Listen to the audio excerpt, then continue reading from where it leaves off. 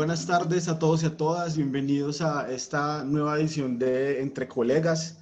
Hemos dicho que es un espacio para la experiencia, la humanidad y el saber. Es nuestra 10ª charla ya del ciclo. Entonces, con esta, digamos que cerramos nuestro ciclo de charlas del semestre 2021. Y debo decirles pues que estamos planeando ya lo que será Entre Colegas para el semestre 2022. Con estas charlas pues hemos buscado propiciar un espacio para la conversación, para el acompañamiento, para la inspiración de nuestros profes y también para dar elementos y seguir pensando eso que siempre ha sido del interés nuestro en términos de la pedagogía, la didáctica, el currículo, la innovación, pero también nuestra relación con las humanidades, con las artes y con otros asuntos que pueden propiciar otras maneras de llegar a nuestros alumnos y también de continuar con nuestra formación como docentes, como profesores universitarios. Entre colegas, pues tengo que decirles que ha sido una experiencia muy interesante, tanto para el equipo de la vicerrectoría, como sé también para los profesores que han coordinado las charlas, y espero también que para los profesores y el público que ha participado de lo que ha sido este espacio de formación, porque lo consideramos también un espacio de formación. Hemos, yo creo que logrado acompañar a la población universitaria en estos últimos 2 meses de este trabajo especial, digamos, que estamos haciendo. Y hemos logrado provocar también la reflexión de todas las personas que participan del espacio. Tanto que hemos proyectado entonces una nueva versión para el siguiente semestre. En la tarde de hoy, entonces, hemos invitado a 2 profesores que nos van a hablar acerca de una relación muy interesante entre cine y literatura para pensar, digamos, los tiempos actuales. Ellos ahorita nos van a contar quiénes son, de dónde vienen, cuál es el interés en este tema del que nos van a hablar en la tarde de hoy, en un tono muy de la conversación como lo hemos propuesto desde Entre Colegas. Yo espero que disfruten, que podamos aprender muchos de ellos y que se sientan en toda la confianza de poder hacia el final de la charla plantear sus preguntas, sus apreciaciones respecto de lo que ellos nos van a compartir en la tarde de hoy. Entonces, así las cosas, yo le doy la bienvenida a la profesora Teresita Ospina y al profesor Rafael Múnera y los invito a que nos cuenten ustedes de dónde vienen, ¿cierto? ¿Cuál es el interés por este tema del que nos vienen a tratar el día de hoy? ¿En qué unidades académicas trabajan o en otras universidades? Porque ustedes también trabajan en otras universidades. Y bueno, rompamos un poco el hielo y empecemos con la charla de la tarde de hoy. Muchas gracias por aceptar nuestra invitación, profes. Muchas gracias a ti, Leandro, por invitarnos. Yo voy a proceder a compartir pantalla, una corta presentación que el profe Rafa y yo traemos y ya y las vamos a saludar. Bueno, entonces, bienvenidas y bienvenidos a este espacio. Muchas gracias nuevamente a Leandro por la invitación. Es un placer para nosotros, como siempre, estar en este escenario más para conversar, para que podamos como saber un poquito más sobre nosotros y nosotras, de esas relaciones también pedagógicas que establecemos con los estudiantes, a veces esas preocupaciones que tenemos por cómo más hacer o qué más hacer en las aulas, en este momento en estas aulas virtuales. Entonces es un escenario para conversar de un tema que el profesor Rafael Múnera y yo, Teresita Ospina, venimos trabajando conjuntamente y del cual disfrutamos mucho. Nosotros somos profesores de la Universidad de Antioquia en una línea de investigación en la licenciatura de lengua castellana que venimos trabajando alrededor de hace 6 años. La línea se llama Arte, Literatura y Formación. Llevamos pues algún tiempo compartiendo propuestas investigativas a la luz de los trabajos de grado que los estudiantes de la licenciatura en lengua castellana vienen desarrollando. Esta línea se ocupa un poco más por esos trabajos investigativos que tienen mucho que ver con lo estético y con la formación de maestros. Allí nosotros hemos acompañado algunos trabajos de investigación, unos trabajos de grado que tienen que ver con las conexiones entre el cine y la literatura. Y como esa posibilidad estética que vemos cada vez más cercana a la vida, al roce con la experiencia, y cada vez la vemos más alejada de una técnica. En el transcurso de la charla les vamos a contar un poquito más. También somos profesores de la Universidad de San Buenaventura, Medellín, en la Facultad de Educación, en cursos que tienen que ver con literatura y artes. El profe Rafael en la licenciatura de lengua castellana y yo en la licenciatura de educación artística, y pues es una línea también transversal a la maestría y al doctorado, una línea de investigación que se llama Estudios Culturales y Lenguajes Contemporáneos. También trabajo pues en posgrados en la Universidad de San Buenaventura. Esta conversación entonces vamos a pasarla como por 3 momentos especiales para estar hoy con ustedes. Una contextualización corta con respecto a las relaciones entre el cine y la literatura, que no son nuevas, pues realmente aquí no venimos como con una novedad muy extraordinaria, sino hablarles un poco sobre la experiencia que tenemos en el trabajo con cine y literatura. También daremos cuenta en lo que, como de esa experiencia, en lo que hemos considerado una época de incertidumbre. Creo que también hemos tenido muchas conferencias, muchas capacitaciones, muchos seminarios alrededor de la pandemia, del COVID, de lo que hacemos los profesores para conectarnos con los estudiantes. Hoy les vamos a traer como o les estamos ya trayendo, porque ya comenzamos, una provocación. Vamos a mencionar algunas películas que han tratado el tema de la epidemia, de las virosis, como por ejemplo 12 monos. Esa imagen que ven ahí es una película de ficción estadounidense realizada en 2015. Y es una película bien interesante porque se desarrolla en un mundo posapocalíptico, como un poco conectado con esta realidad que estamos viviendo. Trata un poco acerca del viaje en el tiempo del protagonista, que si la han visto y si no la han visto, pues se la recomendamos un montón. El protagonista es Bruce Willis y él viaja al pasado para como conocer qué provocó una situación que se vive en el futuro, porque en el futuro liberan un virus mortal y él viaja como a estudiar por qué ese virus lo lanzaron, un virus mortal, un poco parecido a la realidad. Esta película fue inspirada en una película francesa que se llama La Jetée. Ya el profe ahorita nos va a conversar un poquito sobre ella, del director Chris Marker. Y pues vamos a ir conversando como entre películas, entre textos literarios y entre la experiencia nuestra. Gracias de nuevo, Alejandro, por la invitación. A todos ustedes por acompañarnos hoy en esta tarde fría y grisosa. Gracias a la profesora Teresita pues, por la presentación. No voy a repetir en esa presentación. Yo quiero ingresar en la parte de lo que ha sido la experiencia. Yo quiero, aunque sea un poco anecdótico, mi relación entre el cine y la literatura comienza muy temprano, cuando tenía por ahí unos 9 años, que leía Robin Hood en un texto muy bello que me había regalado mi abuelo, que era con ilustraciones y texto.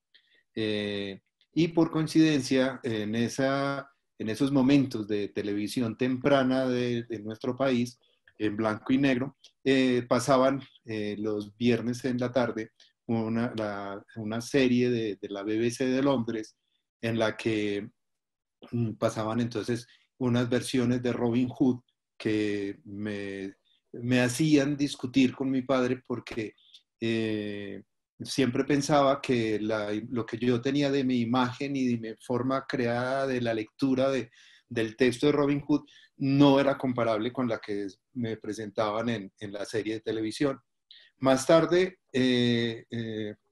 tuve la suerte de que un amigo me regalara también un libro que era 2 años de vacaciones de Julio Verne, y como a los 15 días de terminar de leer el libro, un fin de semana mi padre me dice, vamos a ir a cine. Y cuando llegamos a la sala de cine, me encuentro con que es la película de 2 años de vacaciones. Luego también tuve entonces esa discusión con mi padre de la diferencia de mi lectura y la lectura que hacía el director, y él me confirmaba que el cine que se basaba en literatura, pues era la lectura del director. Y mucho tiempo después me fui vinculando siempre al cine, me vinculé mucho incluso a la televisión, y incluso mi trabajo de maestría en educación está como temática la relación entre el cine y la literatura dentro del aula de clase. Hablando ya sobre el cine como tal, será muy difícil que nosotros en 40 minutos podamos llegar a hablar de cosas muy profundas, dijéramos, sobre el cine. Creo que vamos a hablar más como de esas experiencias, de esas inquietudes, y seguramente cuando terminemos en la parte de la conversación, pues aparecerán otras cosas y algunas otras preguntas en las que tal vez de pronto no tengamos siempre respuestas, pero sí podremos tener muchas más preguntas. El cine, a diferencia de las artes tradicionales que llevan muchos siglos de búsqueda, de tradición y de perfeccionamiento, podemos concluir que el cine es realmente un arte muy joven. El cine viene entonces de esos principios ópticos, descubrimientos que empiezan en el principios del siglo XIX y que terminan en el invento de la fotografía a finales del siglo XIX, y que iniciando el siglo XIX, se reproducen también en esa parte óptica de la invención del cinematógrafo. Entonces el cine, pues también como la fotografía, el fonógrafo y en cierto sentido la imprenta, serán procesos técnicos que nos permiten como humanos asirnos a una realidad visible, una solución óptica ofrecida, como dije anteriormente, en el siglo XIX. De ese encuentro tecnológico con la cultura nace también la posibilidad, lógicamente, de la difusión masiva del arte y de la cultura. Ya nuestro Nobel de Literatura, Gabriel García Márquez, añoraba la posibilidad de que sus lectores igualaran el número de espectadores que asisten a una premier de televisión, que a veces pueden sobrepasar los 10 millones, número que es casi imposible si lo comparamos con el número de lectores de un libro o incluso de los compradores de ese libro. Sin embargo, desde el principio del cine hemos tenido entonces una relación y hemos visto que el cine ha bebido de la literatura. Si bien los primeros experimentos de los hermanos Lumière, de Louis Malle, de los primeros experimentadores de ese nuevo invento, que lo que realizan son experiencias cotidianas, ¿no? Como es el caso de entonces el desayuno del bebé, un jardinero que riega el césped, la salida de los obreros de una fábrica, la llegada del tren a una estación. Por ejemplo, cuando los hermanos Lumière, que todavía no logran captar del todo la potencia que tiene ese invento, este descubrimiento que tienen entre manos, hacían en unos talleres, hacían como en unos galpones, proyectaban sus películas y con mucha dificultad a veces, problemas de luz, en fin, pero tienen historias muy particulares, como es cuando presentan esa llegada del tren, que es una toma muy particular porque es una cámara fija, pero está en una forma medio diagonal, pero muy cerca a los rieles del tren. Y entonces cuando esa locomotora aparece en la pantalla y se viene encima, muchos de los espectadores salen en desbandada porque pensaron que el tren se iba a salir y que se iba a ir encima de ellos.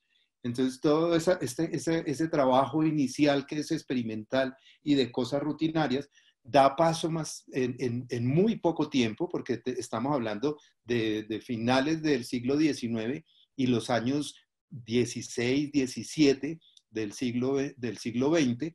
Entonces, empiezan las versiones, lógicamente, se dan cuenta de que se puede narrar, que se pueden presentar historias completas y lógicamente que esas historias están en la literatura. Entonces ahí aparecen las recreaciones de obras literarias que incluso muchas veces cuando se hace el recuento de esas versiones, hay novelas, hay obras literarias que tienen hasta 20, 25 versiones cinematográficas, como es el caso de las obras de William Shakespeare, Romeo y Julieta, El Mercader de Venecia, las obras de las hermanas Bronte, ¿no? El de Cumbres Borrascosas, de Víctor Hugo, del Drácula de Bram Stoker, del Frankenstein de Mary Shelley, incluso el Cervantes, el Quijote de Don Miguel de Cervantes Saavedra, que si bien no tiene dentro del haber una película concisa, por ahí en el año 2010 Hollywood hace una versión muy interesante, muy recortada sí, pero muy interesante, pero queda esa versión como de la gran frustración que tiene Orson Welles, que consume su patrimonio y sus últimos años de vida tratando de producir el Quijote de la Mancha en versión cinematográfica. Tenemos también dentro de las obras más contemporáneas, entonces van a estar todo lo que es la ciencia ficción en Estados Unidos, con los libros de Isaac Asimov, de Ray Bradbury, de Stanislav Lem, que son base fundamental de esas historias que se narran visualmente. Y también tenemos entonces esa vinculación de los escritores o de los literatos con esas producciones cinematográficas, como es el caso de Umberto Eco, que dedica más o menos unos 3 o 4 años de su vida a asesorar el proceso de producción del Nombre de la Rosa, incluyendo todo lo que era el proceso del libreto.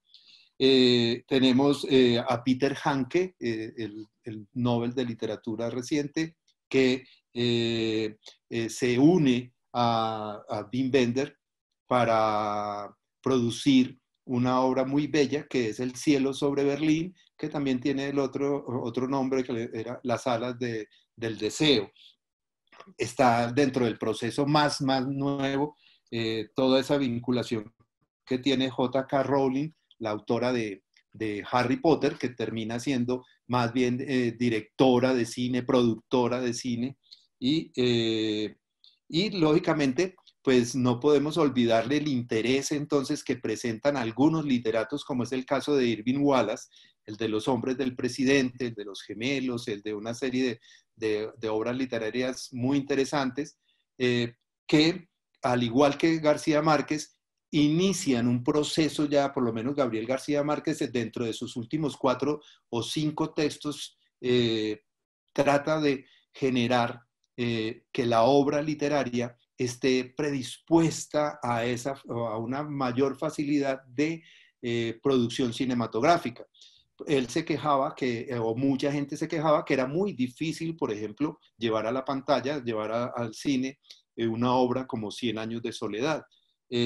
Sin embargo, dentro de esos últimos cuentos que escribe García Márquez, vamos a encontrar algunos que son un perfecto libreto. Es un perfecto libreto literario y con acotaciones y demás. Cuando leemos el cuento Un día de estos, nos damos cuenta de la perfección que hay de los diálogos en esa manera de narrar que empieza a encontrar García Márquez. Recordemos que García Márquez se va para San Antonio de los Baños en Cuba, donde está el Instituto Cinematográfico Cubano, y se queda incluso años enteros estudiando cine, trabajando cine, lógicamente que quien recibe esa herencia va a ser su hijo Eligio, que después va a tener una serie de películas muy interesantes como Nueve Vidas y otras películas que en este momento se me escapan.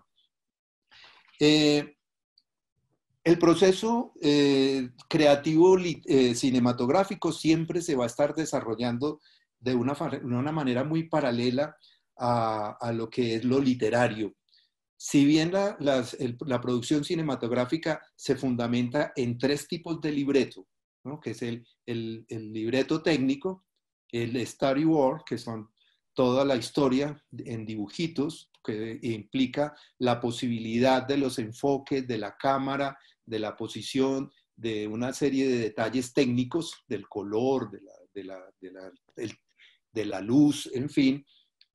Pero el más importante, diría yo, que es el libreto literario, que es donde se narra la historia, donde están los diálogos y donde se hacen las pruebas de casting y las pruebas generalmente de producción, de preproducción de las películas, están fundamentadas en la lectura del libreto literario. Lógicamente que el libreto técnico será muy importante para los productores porque será cuán costosa será la película, cuántos efectos se tendrá que tener. No vamos a hablar entonces de los géneros literarios, perdón, de los géneros cinematográficos, el terror, suspenso, drama, romance, intriga, etcétera, etcétera, que son muy paralelos a esas temáticas que también clasifican a veces la literatura. Pero no podemos olvidar en ese sentido formativo que tiene el cine y la literatura, porque los dos tienen esa cualidad. Lógicamente que alguien dirá, no, pero es que hay películas que no dicen nada. Pues sí, de todo hay bueno y hay malo. Es muy difícil también decir qué es lo bueno y qué es lo malo en el cine. Lógicamente que hay unos parámetros y sabemos que una película de Kurosawa o una película de François Truffaut o de Godard o de Eisenstein o de cualquiera de esos maestros, de Capra, de Huston, de Ford, de los italianos, Fellini, son obras en las que por mucho tiempo ellos buscaron desarrollar y hicieron planteamientos narrativos muy concretos para ese nuevo arte que se empezaba a gestar a principios del siglo XX y hasta finales del siglo XX. Y no puedo olvidar que si pudiéramos hacer la lista de directores que han aportado, son muchos y que siguen siendo nuevos, contemporáneos, Woody Allen, Lars von Trier, los hermanos Cohen, o ahora que le llaman son las hermanas Cohen, en fin. Entonces, en ese punto, en ese valor formativo que tiene ese tipo de narración, en el que, por ejemplo, cuando hablamos de las obras de Woody Allen, que siempre tienen ese contexto, ese sabor de la angustia existencial de los humanos, de las maneras en que se comportan los humanos, y así una serie de autores como Kurosawa, como... pues podríamos quedarnos nombrando personas y personas que, pues, que nos darían esos ejemplos, pero quería ir a algo que es lo que es el efecto que tiene sobre las emociones, la contemplación de esas situaciones trágicas o sensibles que se manejan tanto en el cine como en la literatura. Lógicamente que la parte óptica de poder ver una situación trágica en el cine impacta posiblemente más porque es más directa y aparentemente más real. Los personajes en el cine y también en la literatura continúan siempre causando un efecto profundo en el lector y en el espectador. Y eso tiene una relación muy particular, que es, por ejemplo, el uso que tenía la tragedia griega en ese teatro inicial, en esa catarsis que buscaban los griegos, que era la afectación de formativa de los espectadores frente a unas actuaciones y unas historias como el Edipo, como toda esa serie de tragedias y obras de teatro que los griegos dejaron a la posteridad. Entonces, como les decía, no podemos negar el impacto y la inquietud que generan algunos personajes y la actuación misma de los actores, como por ejemplo el caso de un personaje que, pues para mí, es un personaje que sobrepasa al protagonista de la historia, que es el Guasón o el Joker, como ahora pues también se le conoce. En el caso del Guasón, en esas interpretaciones, por ejemplo, de las primeras interpretaciones, la de César Romero, que hace la serie de televisión de Batman en los años 60, está entonces también esa presentación, esa actuación tan particular de Jack Nicholson en la obra de Tim Burton, cuando es el Batman de Tim Burton, el trabajo que hace Jared Leto en el previo antes de Heath Ledger, el mismo de Heath Ledger, ¿no? Y el efecto que produce ese personaje incluso en los actores. Y es indudable ese efecto también que produce ese Guasón que elabora y construye y presenta Joaquín Phoenix.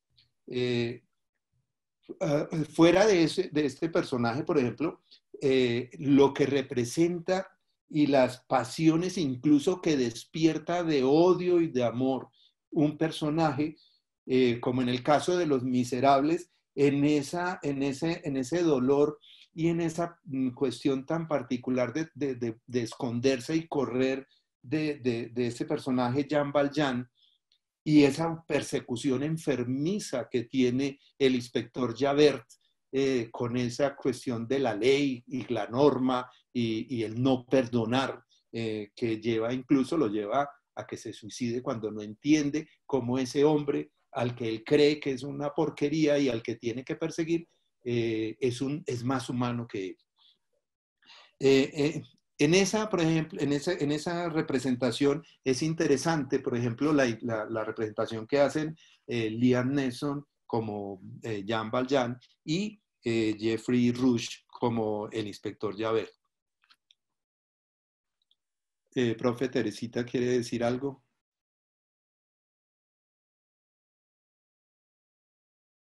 Hola. Hola. Bueno, creo que acá tengo una dificultad con la diapositiva ya.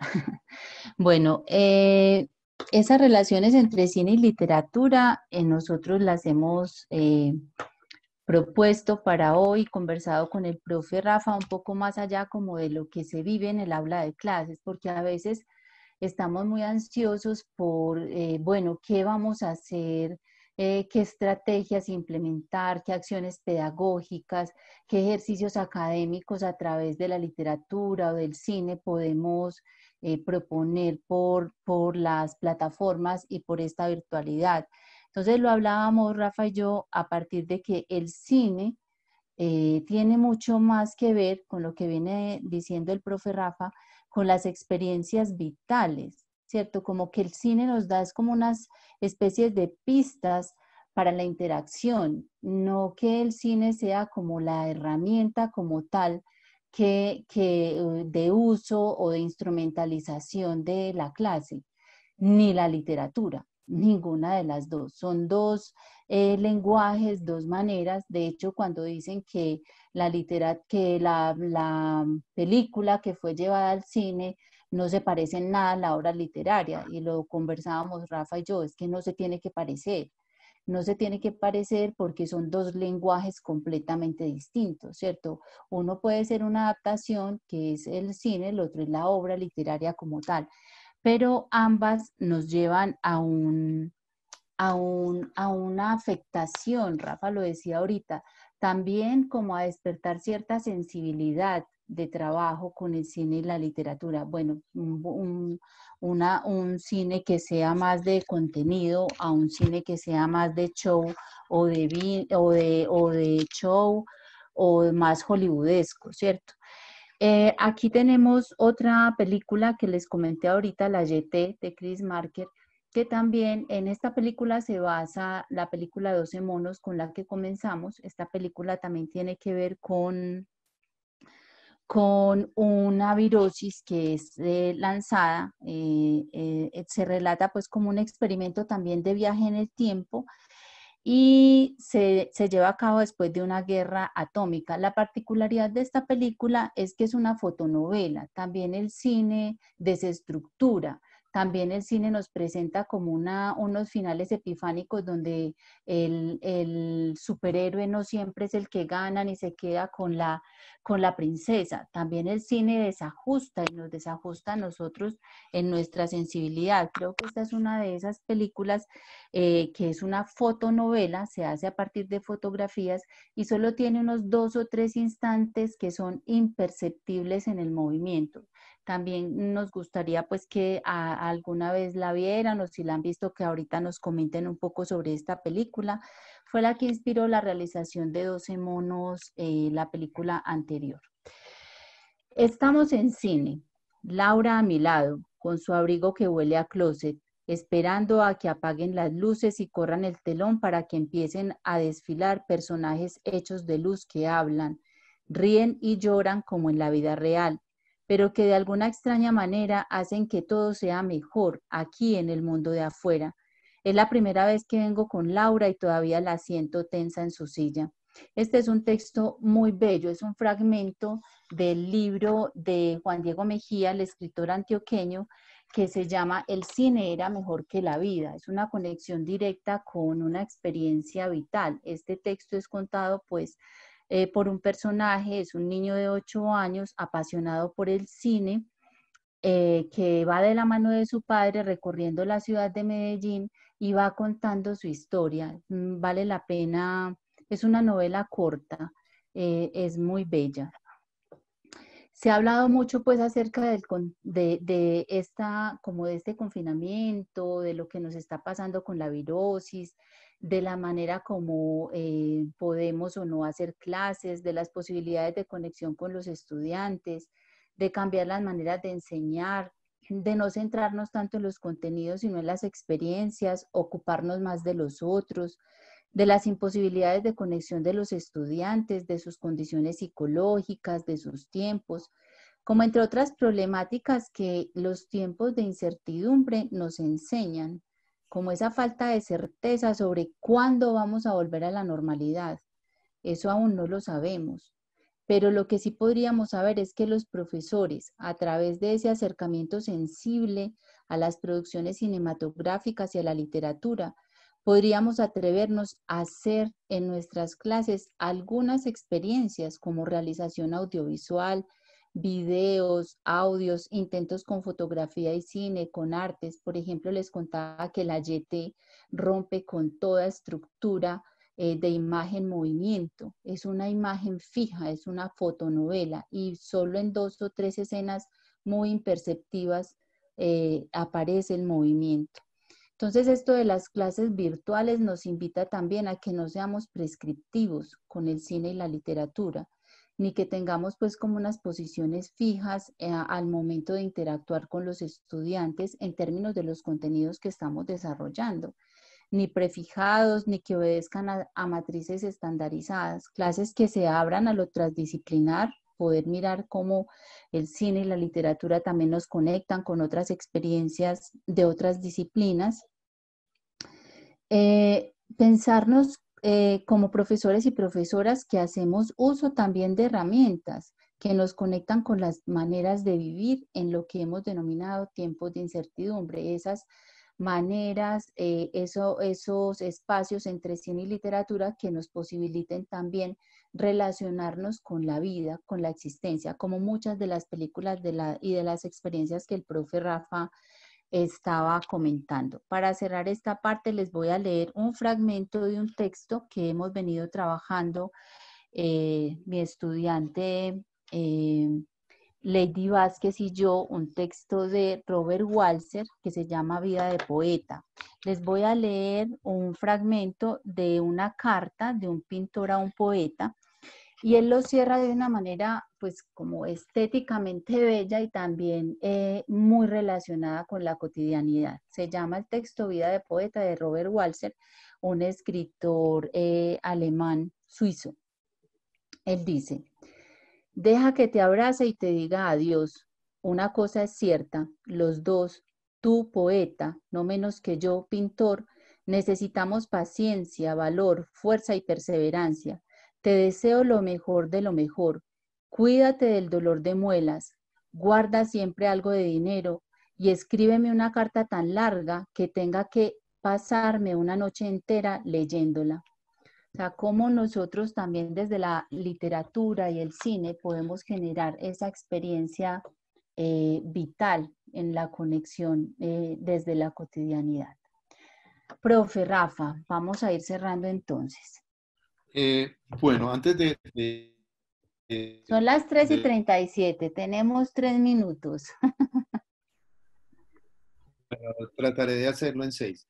Bueno, es interesante, por ejemplo, cuando hablábamos del director del AYT, que él era un director de fotografía de varios de los grandes directores norteamericanos y europeos. Y él se da cuenta de cómo también la imagen fija se puede mezclar con la imagen en movimiento. Dentro de la historia del análisis de la imagen fija, de la fotografía en especial, tenemos los trabajos muy interesantes de reflexión que hace Walter Benjamin y Teodoro Adorno, que aunque no son iguales, incluso se contradicen en algunas cosas, son muy importantes. Y luego viene toda la información sobre la imagen, no tanto fija, sino también la imagen en movimiento que hace Bergson al principio, que hace Gilles Deleuze, que hacen una serie de filósofos y pensadores del siglo XX en el que se plantean esa nueva manera narrativa y esa nueva manera de trabajo que indudablemente afecta esa formación de los humanos.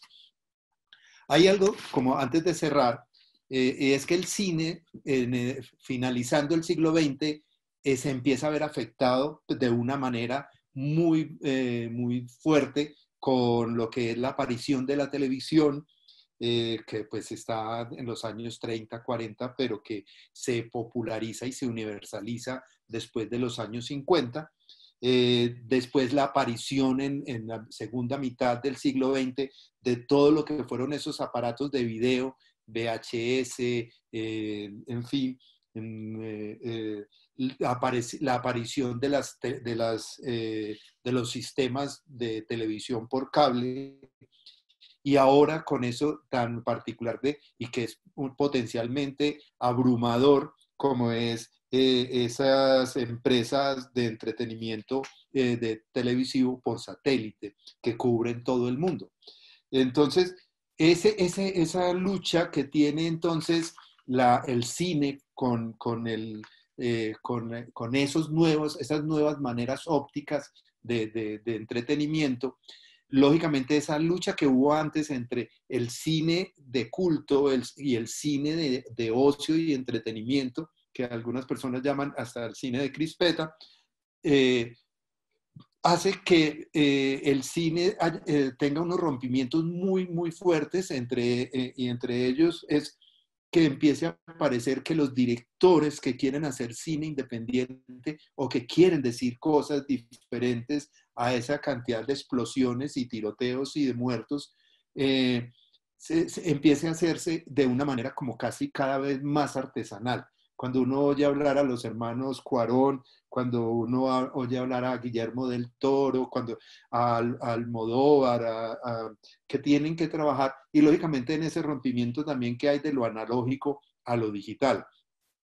Creo que entonces en ese punto, como nos dice Román Gubern, el cine de autor sigue siendo una referencia obligada para delimitar esa frontera que existe entre el cine entendido como trivial entretenimiento de evasión y el cine entendido como forma de cultura y de creación estética, que es igual o que es paralelo a esa lucha entre el cine como macroespectáculo y el cine como escritura. Yo quiero entonces terminar, queremos terminar pasando un video, no, perdón, es la última parte de la película de Blade Runner, la primera Blade Runner, que entre otras cosas no es la primera, sino que viene a ser la segunda, porque antes en los años 70 ya se había hecho una película sobre anunciando esa parte, que se fundamenta en una obra literaria de Philip K. Dick que se llama Sueñan los androides con ovejas eléctricas. Entonces, quiero Creo, entonces... profe Rafa, que 2 minuticos para poder propiciar Listo. la conversación. Ok.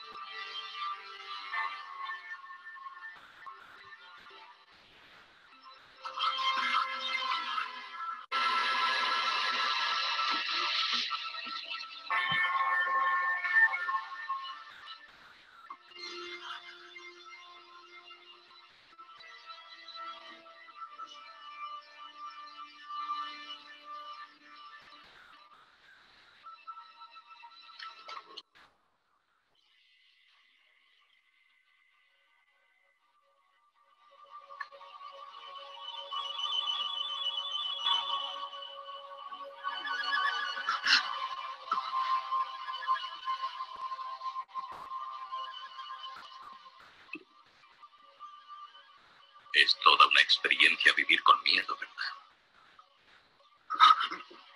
Eso es lo que significa ser esclavo.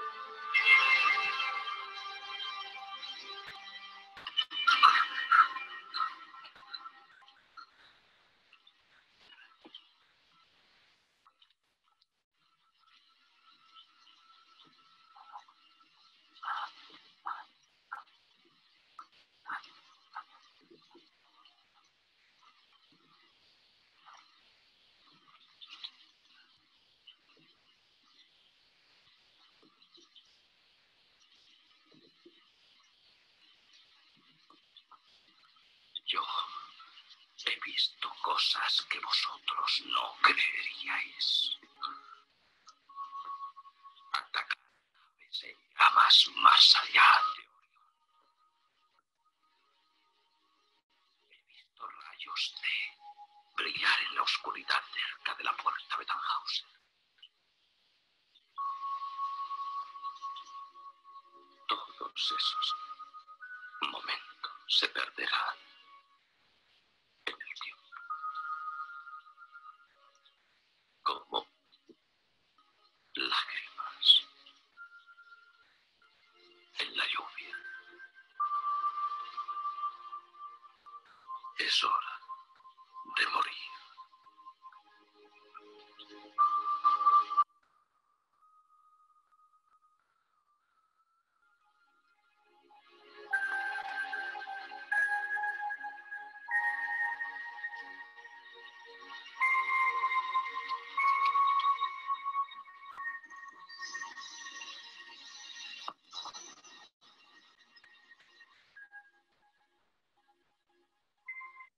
Bueno, creo que entonces eso sería como esa parte inicial, introductoria, como para poder abrir entonces, profe Leandro. Sí, bueno, pues muchas gracias. Quedamos más que provocados, yo creo. Yo quiero que empecemos la conversación leyendo un comentario que nos hace la profesora Marta Tirado y que creo que podemos agarrar mucho de allí para continuar como la presentación que ustedes nos están haciendo, y si nos da el tiempo, pues introducimos unas preguntas. Por ahora no hay preguntas, pero entonces creo que podemos retomar algo del pretexto que nos plantea la profesora Marta para que continuemos si algo se les quedó por la falta de tiempo, en fin. Dice la profesora Marta Tirado: qué hermoso título el de la novela de Juan Diego Mejía, El cine era mejor que la vida. Y me estaba preguntando si finalmente el arte en general no es que sea mejor que la vida, sino que duplica la experiencia de la vida. Y en esa experiencia del arte incluyo también conferencias como esta. Muchas gracias. Ay, qué bien, muchas gracias, profesora. Gracias, la Sí, profesora Marta. creemos que el arte tiene que ver es con la manera de vivir, que el arte no es una técnica y que el arte está presente en los procesos vitales, o sea, cercanos, humanos. Por eso nos conmovemos tanto con una película, con una obra literaria, con una pintura, con un performance. Entonces, creo que sí, muchas gracias, profe, muy pertinente. Bueno, hubo una afirmación a lo largo de la charla que creo que valdría la pena ampliar para el público de entre colegas, ¿cierto? Es este llamado a no prescribir el cine en el entorno formativo, pues, de la clase, incluso cuando la clase está apoyada en la virtualidad. ¿Qué implica eso, profe, de no prescribir el cine en un entorno formativo como el que nosotros nos movemos? Claro, Leandro, o sea, nosotros, Rafa y yo lo trabajamos mucho en la línea y también con las personas, los profesores que están en la línea de investigación de la maestría, del doctorado, del pregrado. Y es que el cine es una manifestación artística, la literatura es una manifestación estética. Y esas manifestaciones artísticas y estéticas pasan directamente por nosotros, ¿cierto? Por la experiencia, por la individualidad, por la singularidad. Prescribir la singularidad, ¿qué implica? Pues, o sea, es casi que imposible porque es particular, es singular. Entonces, lo que hacemos es trabajar con el cine, trabajar con la literatura en los seminarios, en las investigaciones, pero de una manera en conexión directa con la vitalidad, en el roce con la vida. Y eso no se puede estructurar ni se puede poner en una matriz, porque como eso fluye, ¿cierto? Fluye en la vida misma, entonces eso uno no tiene cómo hacerlo. La misma manera le va diciendo a uno cómo hacer con eso. Por eso les decía lo de no prescribirlo, no estandarizarlo, no crean pues que una película, y sobre todo esas películas que han catalogado de cine educativo, que lo que hacen es mostrar al maestro como un gran salvador con una capa, pues realmente los maestros nos salvamos y creo que esas películas nos hacen mucho daño. Creo que el cine que estamos viendo y que estamos proponiendo Rafa y yo es un cine el que nos permite conectarnos con experiencias, con posibilidades estéticas, con ver allí otros trasfondos más de lo humano. No sé si Rafa tiene otra cosa para agregar. Sí, yo quiero, pues, pienso dentro de mi experiencia que la experiencia del cine como de la literatura tiene que ver con la lectura. Nosotros tenemos la creencia, incluso como maestros, que el proceso de lectura es un proceso estándar, que todos aprendemos igual en la lectura y que todos tenemos una situación en la que llegamos y que ya sabemos leer. Nos asustaría ver la cantidad de investigaciones que hay ahora en el país a nivel universitario de los problemas incluso de comprensión lectora de los profesores de universitarios de educación superior, porque a nosotros nos han metido esa cuestión en la cabeza y pues tenemos entonces muy particular que son como procesos externos, procesos que se dan en la escuela. Entonces nosotros encontramos desde decodificar el escrito, hablar con el escritor, una relación asincrónica con el autor, descubrir qué me quiere decir el escritor, ¿cierto? Que es muy particular porque pues, ese señor ni lo conoce a uno, pero toda esa serie de procesos opacan esa importancia de que la lectura es un proyecto que se vuelve individual, es un proceso en el que cada uno tiene que empezar a encontrar sus maneras de leer. Si no encontramos esas maneras de leer, pues vamos a estar siempre pegados de esa lectura estándar, dijéramos, pues llamo estándar, de ese proceso de lectura. De acuerdo, las siguientes son dos consideraciones y una pregunta. La primera es del profesor Luis Javier Castro. Él nos dice, como personas no dejamos de comparar el libro y la película. Por ejemplo, en Crónica de una muerte anunciada, la película me parece muy linda, especialmente la fotografía y el suspenso que se mantiene. Joan Ochoa, perdón, nos dice, excelente la lección para el cierre.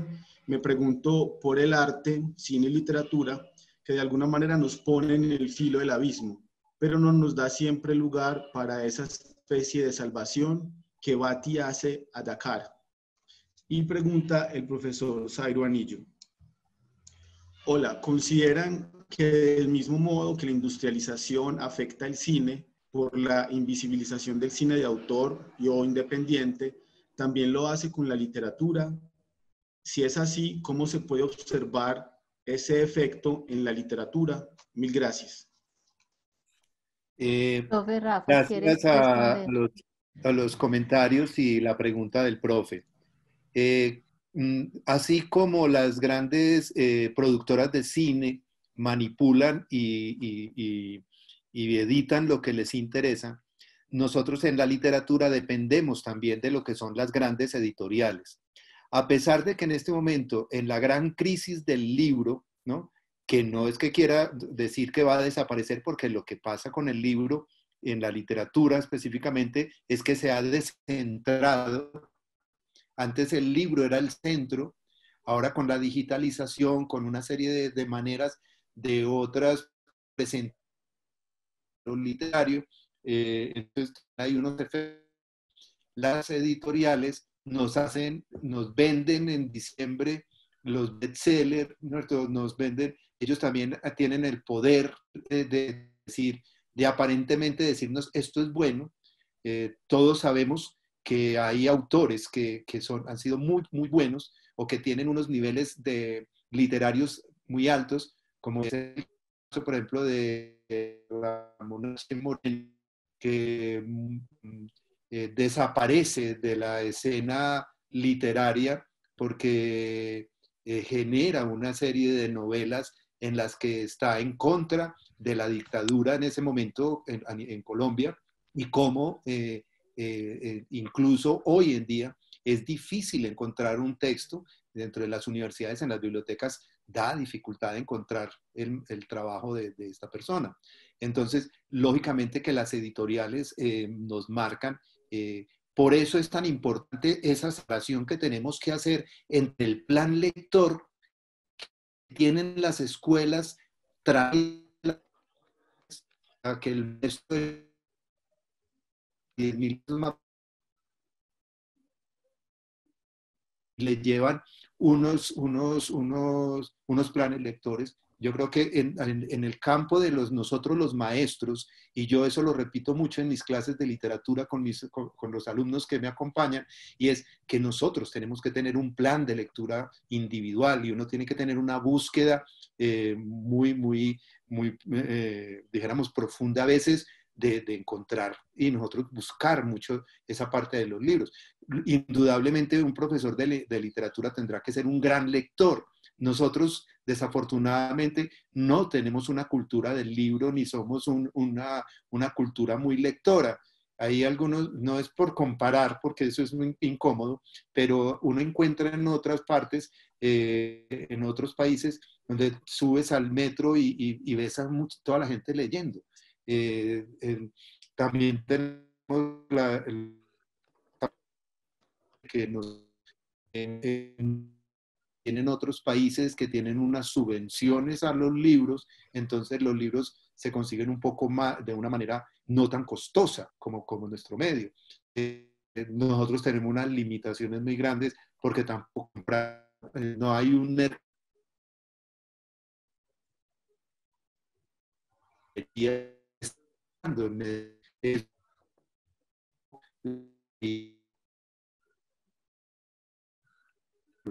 a veces incluso uno viaja con algunos compañeros, profesores, y cuando uno compra un libro, lo miran a uno como con desdén y como este, sí es como se gasta la plática en libros.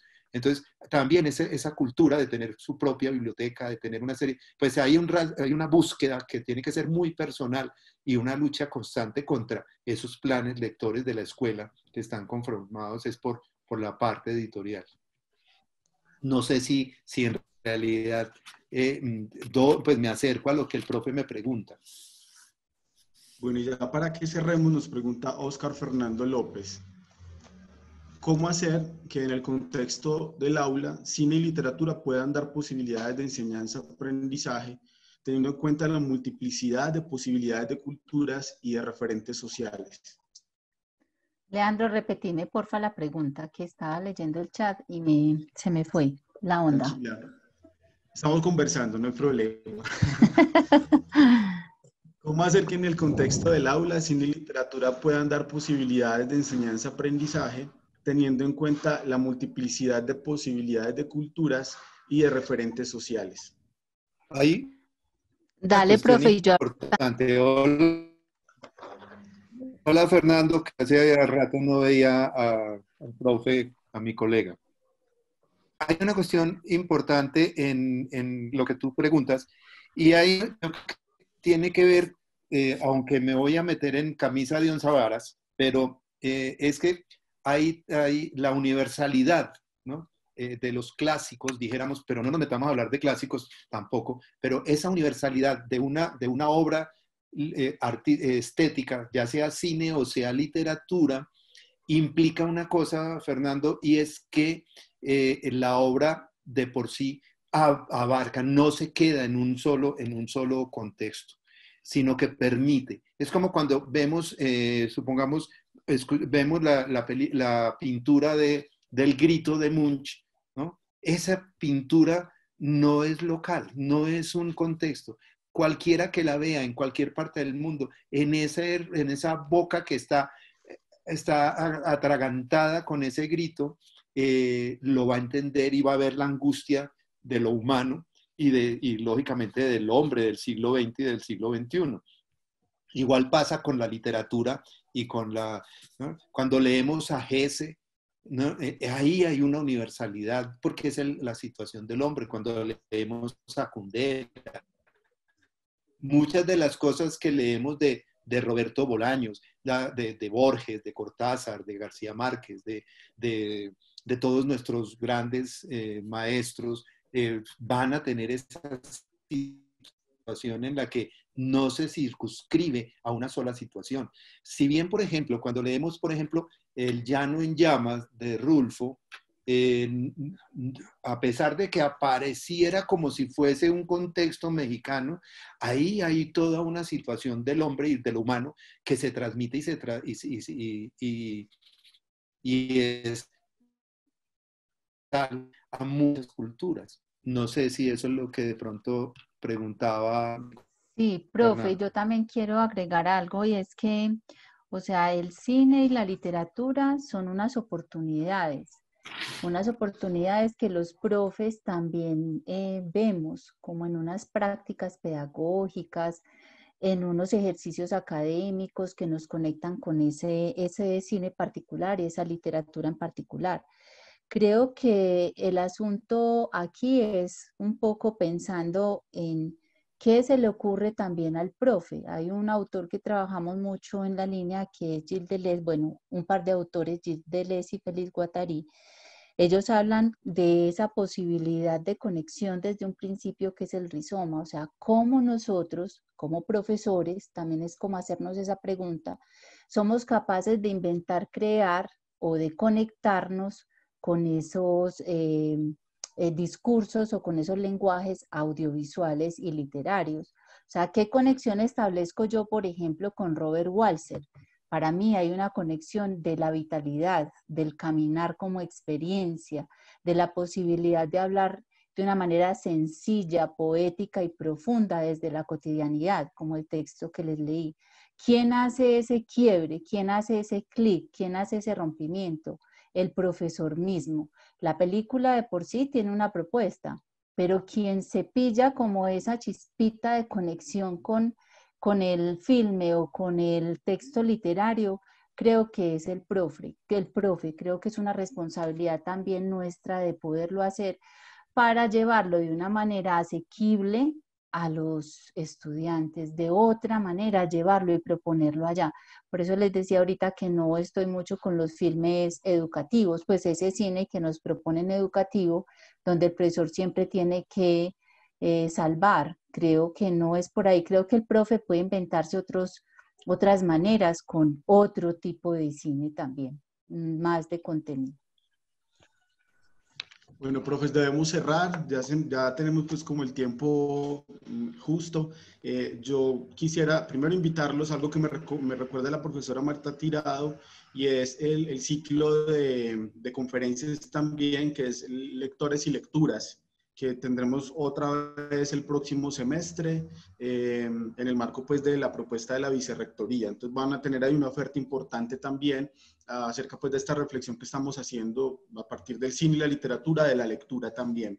Invitarlos también a la próxima edición de Entre Colegas el próximo semestre, donde seguiremos pues abordando este tipo de asuntos, donde tendremos un espacio pues también para conversar. Y agradecerles de nuevo a la profe Teresita, al profesor Rafa por aceptar nuestra invitación el día de hoy, a todos los participantes, una charla de las más nutridas, yo creo, del ciclo. Y bueno, escuchémoslos para que nos despidamos, profes. Bueno, ya aquí está agradeciendo también por el chat. Muchas gracias a todos los profes, los estudiantes, los egresados que sabemos que se conectaron, los profesores de la universidad, que también sabemos que hay como cierta angustia a veces y cierta ansiedad por saber cómo trabajamos con herramientas, pero también como es como un llamado a la tranquilidad, profes, que también el cine le va mostrando a uno por dónde ir, la literatura, son tan hermosas cuando uno las ve desde estas potencias de la vida, que seguramente también ellas nos van a decir cómo. Muchas gracias también a Leandro y esperamos volvernos a ver en otro momento. Igual, muchas gracias primero a Leandro y al equipo que ha estado permitiendo estos encuentros. Sé que muchos de los profesores tendrían mucho para aportarnos, cosas nuevas, muchas cosas. Lástima, el tiempo a veces no nos deja. A veces algunas personas les da un poco de temor decir cosas que podrían ser muy, muy interesantes. Sabemos que las experiencias de los profes en las aulas de clase son enriquecedoras, pero muchas veces se quedan solamente en esa experiencia particular del maestro, porque ni se escriben, ni se pueden, no tenemos siempre estos espacios. Entonces le quiero agradecer tanto a los alumnos, a los profesores que nos acompañaron hoy. Alcanzo a ver los nombres que conoce uno de alumnos, de exalumnos, que entonces eso también le alegra a uno mucho, que los exalumnos no se pierdan de la universidad, sino que continúen, y que ojalá todos esos alumnos que están ahí, nosotros los podamos encontrar ya en la maestría y después posiblemente en el doctorado, en esas posibilidades que hay. Un abrazo para todos y de verdad que disfrutamos mucho hablar de estas dos situaciones de cine y literatura. Gracias. Bueno, gracias a todos por acompañarnos y entonces quedamos entre colegas, profes.